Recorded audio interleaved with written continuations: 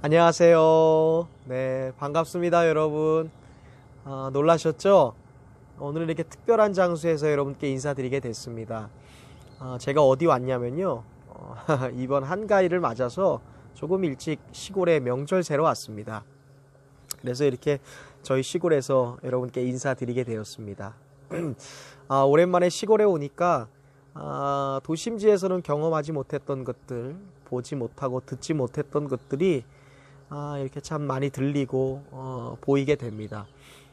특별히 시골에 오니까 새소리가 많이 들려요. 그리고 풀벌레들 소리도 들리고 무엇보다 냇가 옆에서 졸졸졸졸 물이 흐르는 소리가 참 듣기 좋습니다. 오늘 9월의 마지막 날이거든요. 9월 30일. 또 하나님께서 이곳에서 특별한 은혜를 주시는 거 제가 잘 마음에 새기고요. 느끼고 돌아가서 귀한 말씀 여러분들과 나눌 수 있도록 그런 귀한 시간 보내다 가겠습니다. 우리 성도님들도 또 제가 온 지 하루밖에 되지 않았지만 이곳에서 느끼고 경험한 것들, 하나님이 특별한 것들을 또 보여주셨거든요. 그런 은혜들을 나누면서 오늘 9월을 마감하고 이제 내일이면 10월 새로운 한 달이 시작되는데 과연 우리가 어떠한 시선으로, 어떠한 마음으로 한 달을 잘 시작할 것인지 저와 함께 결단하고 또 은혜 나누는 시간이 되었으면 좋겠습니다. 오늘 여러분과 나누고 싶은 말씀은요, 출애굽기 14장에 있는 말씀입니다. 출애굽기 14장 10절부터 14절 말씀인데요. 제가 읽겠습니다. 바로가 가까이 올 때에 이스라엘 자손이 눈을 들어본 즉 애굽 사람들이 자기들 뒤에 이른지라. 이스라엘 자손이 심히 두려워하여 여호와께 부르짖고 그들이 또 모세에게 이르되 애굽에 매장지가 없어서 당신이 우리를 이끌어내어 이 광야에서 죽게 하느냐. 어찌하여 당신이 우리를 애굽에서 이끌어내어 우리에게 이같이 하느냐. 우리가 애굽에서 당신에게 이른 말이 이것이 아니냐. 이르기를 우리를 내버려 두라. 우리가 애굽 사람을 섬길 것이라 하지 아니하더냐. 애굽 사람을 섬기는 것이 광야에서 죽는 것보다 낫겠노라. 모세가 백성에게 이르되 너희는 두려워하지 말고 가만히 서서 여호와께서 오늘 너희를 위하여 행하시는 구원을 보라. 너희가 오늘 본 애굽 사람을 영원히 다시 보지 아니하리라. 여호와께서 너희를 위하여 싸우시리니 너희는 가만히 있을지니라. 아멘. 네. 저는 오늘 이 출애굽기 14장에 있는 말씀을 가지고요. 싸워주시는 하나님이라는 제목으로 말씀의 은혜를 여러분과 나누고자 합니다.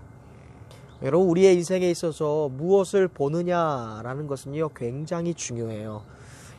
내가 어떤 사건과 환경과 상황을 볼 때 이것을 어떠한 관점으로 보는지, 어떠한 시각으로 보는지에 따라서 우리의 삶의 결과들이 달라지는 것을 우린 종종 경험하죠. 제가 시골에 오니까 듣는 것도 다른데 보는 것도 달라요. 여러분, 여기 주변에 들풀 보이시죠? 이런 것들이 보여요. 저 뒤로 하나님 만드신 자연들과 산들이 보이면서 이런 청록색 아름다운 숲을 완성해 나가시고 또 가지에 열매를 맺게 하시고 또 어떠한 푸른 잎들이 달리게 하시는 걸 보면서 또 꽃이 피는 걸 보면서 제 마음속에 쨍하고 해뜰날 오겠구나.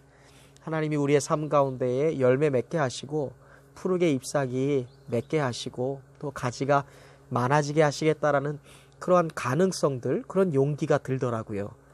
보는 것이 달라요. 그래서 하나님이 만드신 이런 자연 질서, 우주, 만물에 나오면 우리를 향한 하나님의 계획이 어디에 있는지 계속 자라나게 하시고 풍성하게 하시는 그 하나님의 은혜를 생각해 볼 수 있습니다. 오늘 그런 시각에서 말씀을 하나님이 감동을 주셔서 여러분과 그 말씀을 좀 나누려고 할게요. 나눠보겠습니다. 오늘 본문의 말씀은요, 이스라엘 백성들이 출애굽한 뒤에 이스라엘 백성들을 애굽 땅에서 내어주었던 이 바로 왕이 이스라엘 백성들이 광야에 이제 내보내고 나니까 그 다음에 다시 마음이 완악해져서 이대로는 못 보내주겠다, 이대로는 그냥 보내주기 싫다 해서 바로 왕이 애굽의 군대를 이끌고 지금 뒤를 밟아서 지금 이스라엘 백성들을 따라오는 시점입니다. 그런데 이 뒤에 보면 이스라엘 백성들을 지금 이제 애굽의 병사들과 바로왕이 쫓아오고 있는 이 시점에서 그것을 마주하고 있는 두 가지의 시선이 오늘 본문에 나오는데요. 첫 번째는 이 바로와 바로의 군대, 자신들을 쫓아오고 있는 이 애굽의 군사들을 보면서 두려워하고 있는 이스라엘 백성들의 모습이 나옵니다. 그리고 또 하나의 시각은 전혀 개의치 않고 두려워하지 않는 리더 모세의 모습이 성경에 나오고 있어요. 하나님의 인도하심과 하나님의 은혜로 지금 이스라엘 백성들이 출애굽했습니다. 그런데 여전히 이스라엘 백성들 마음속에 두려운 것이 있어요. 그것이 뭐냐면 지난 430년 동안 자기들을 억압했던 그런 바로왕과 바로왕의 군대가 너무 두려운 거예요. 이것은 정말 마음속에 숨겨진 두려움이 아니고요. 눈앞에 훤히 들여다보이는 두려움입니다. 방금 전까지 출애굽하기 전까지만 해도 온갖 채찍과 무기를 들고서 자기의 동족들을 억압하고 채찍질을 하고 고통을 줬던 눈앞에 보이는 두려움의 존재, 그것이 바로 애굽의 군대였습니다. 근데 모세는요, 동일한 상황을 보고 있었지만 모세는 눈앞에 보이는 애굽의 군대가 아니라 보이지 않는 하나님을 바라보는 사람이었어요, 여러분. 그리고 모세는 눈앞에 보이는 애굽의 바로의 군사들, 애굽의 백성들을 절대로 바라보거나 두려워하지 않았습니다. 오히려 모세는 눈앞에 보이지 않는 하나님을 바라봤고 눈앞에 보이지 않는 하나님을 더욱더 두려워하는 사람이었어요. 그러한 마음에 정함이 있었던 모세는 애굽의 군대를 두려워하고 있는 이스라엘 백성들을 향해 다음과 같은 말을 합니다. 오늘 본문의 13절, 14절, 10절, 12절 모든 말씀에 어떻게 보면 결론이라고 할 수 있는데요. 모세가 이런 말을 해요. 너희는 두려워하지 말라. 그리고 14절에 너희를 위해 싸우시는 하나님을 바라보라. 하나님이 너희를 위해 싸워주신다. 이런 말을 해요. 사실 어떻게 보면 모세도요, 백성들과 동일한 상황에 놓여져 있습니다, 여러분. 지금 모세 혼자 특별한 갑옷을 입은 것도 아니고요. 모세 혼자 특별한 전차나 어떠한 무기체제를 갖고 있는 것이 아니에요.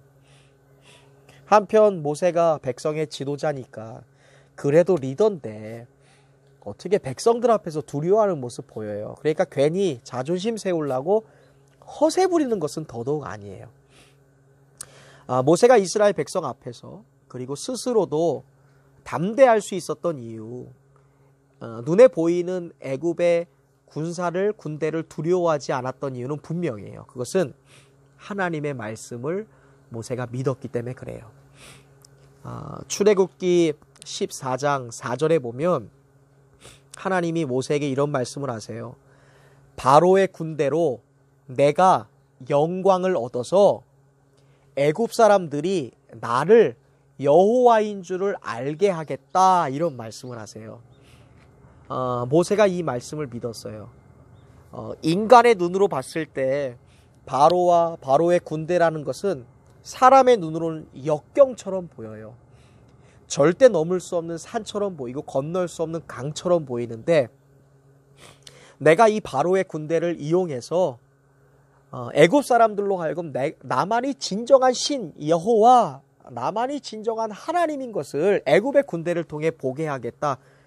모세가 이 말씀을 믿는 그 순간 사람 눈에는 바로의 군대는 역경이고 어려움인데, 두려움인데, 하나님의 말씀을 믿는 모세에게는요, 이 두려움도 결국은 하나님의 영광을 나타내기 위한 도구일 뿐이다 라고 보이기 시작하는 거예요. 지금 모세가 무엇을 바라봤어요? 하나님의 말씀을 붙잡았어요. 하나님, 문제보다 더 크신 하나님을 바라보고 있는 거예요. 그랬더니 정말로 눈앞에 인간의 눈으로는 역경인데, 문제인데, 그 바로의 군대 지금 왜 쫓아와요? 몰살시키려고 쫓아오는 거잖아요. 정말 턱 밑까지 이 두려움과 위협이 차오른 상태인데도 모세는 눈앞에 보이는 사람을 바라보는 것이 아니라 보이지 않는 하나님과 그분의 말씀을 붙드니까 이게 문제가 아니에요. 이렇게 여러분, 우리가 바라보는 것, 무엇을 바라보는지는 굉장히 중요해요. 인간의 눈에는 역경이지만 하나님 편에선 결국 그 역경도 하나님의 영광을 위해 쓰임 받을 수밖에 없는 도구일 뿐이다라고 생각해요. 이렇게 모세는 순도 100%의 믿음을 가지고 있었습니다, 여러분. 그리고 이 믿음이라는 것이 자기에게만 영향력을 미치는 것이 아니라 모세가 가졌던 이 영향력, 믿음이라는 영향력이 이스라엘 전 백성들을 향해서 외쳐지기 시작했어요. 13절에 모세가 이렇게 외치죠. 두려워 말라. 그리고 가만히 서라. 그리고 여호와께서 오늘 행하시는 구원을 보라. 너희가 오늘 본 애굽 사람을 다시는 보지 못할 것이다. 가만히 서 있으라는 거예요. 가만히 머물러서 뭘 봐요? 하나님의 구원을 봐라. 무슨 말이에요? 워워워워.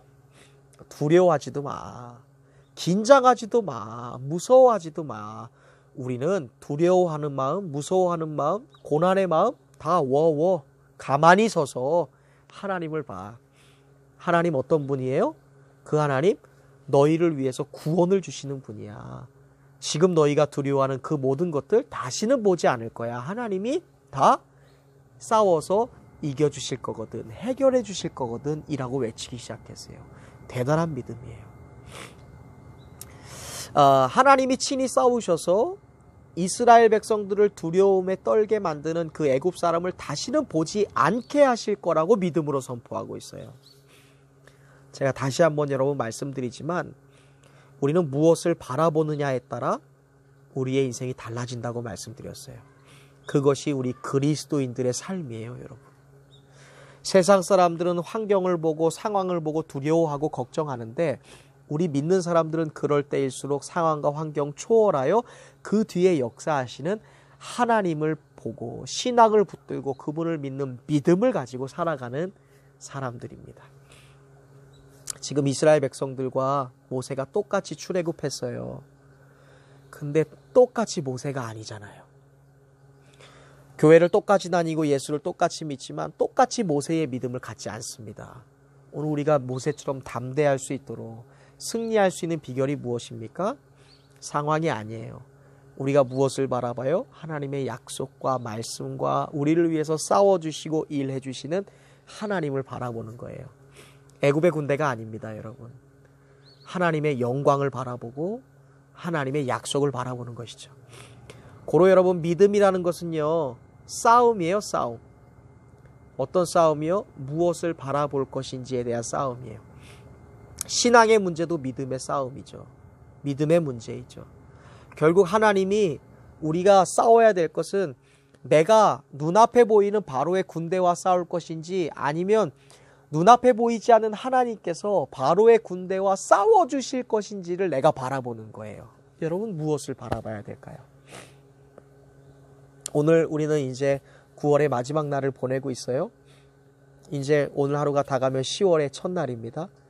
우리가 이 분기점에 있는 것이죠. 무엇을 바라봐야 될까요, 여러분?